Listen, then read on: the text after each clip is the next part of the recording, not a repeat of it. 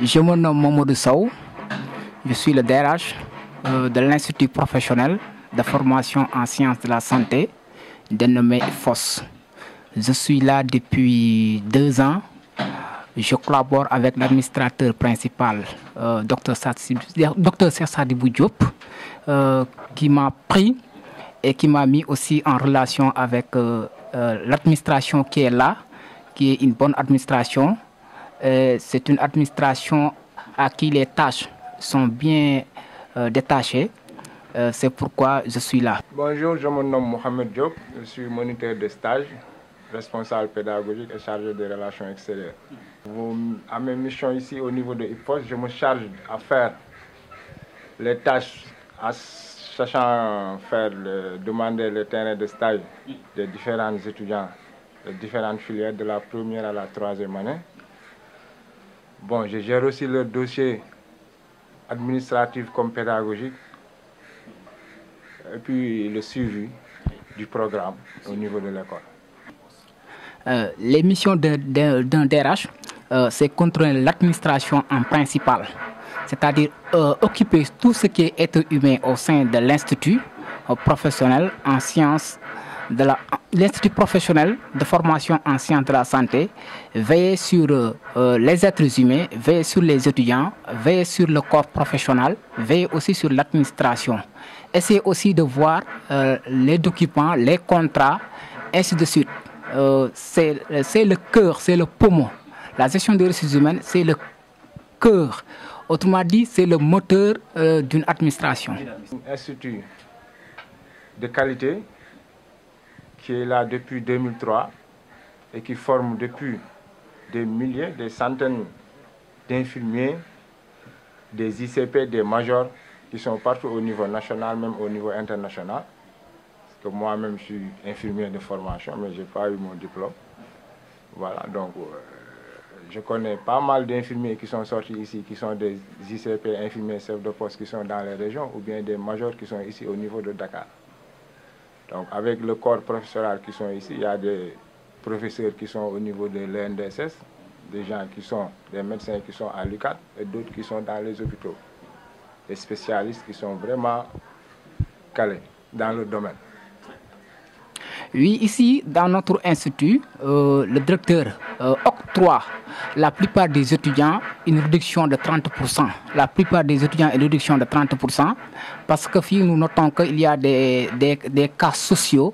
C'est pourquoi le directeur a pris sa responsabilité pour donner des demi-bourses aux étudiants, mais aussi pour les faciliter à faire des stages partout, parce que dans notre institut, c'est le seul institut de santé qui participe, mais aussi qui donne ses étudiants l'opportunité de faire des stages en première année, 3 terrains de stage, en 2e année, 3 terrains de stage, en 3e année, 4 terrains de stage. Parfaitement. L'IPFOS, il fait beaucoup dans le social avec le directeur, Dr Sadibou Diop, que tout le monde connaît dans le social. Presque la moitié de nos étudiants ici sont dans le social, si on peut le dire ça. Là, si on a 200 étudiants, on peut dire les 100 ou 150 étudiants sont dans le social. Voilà. Donc l'IPFOS, il est tout... Parce que depuis sa création, c'était ça son but. Ce n'était pas d'avoir une quantité, mais d'avoir de la qualité. Former 10 étudiants et avoir la qualité, c'est mieux d'avoir 100 étudiants et de ne pas les former avec une bonne qualité. Donc, M3S, c'est un mouvement social. Comme son nom l'indique, c'est Solidarité Santé pour le Social. L'Institut professionnel de formation en sciences de la santé, c'est un institut de formation qui forme des étudiants dans le domaine de la santé. Il y a une différence entre le mouvement et l'Institut. Mais des fois, le mouvement et l'Institut se collaborent. Parce que l'administrateur principal, Dr Sadibou Diop, est en même temps le président du mouvement M3S. Mais les deux, il y a une différence entre les deux. Le mouvement, il œuvre dans le volet social. Dans le volet social, à savoir aider les familles diminuées, aussi participer dans la vie politique.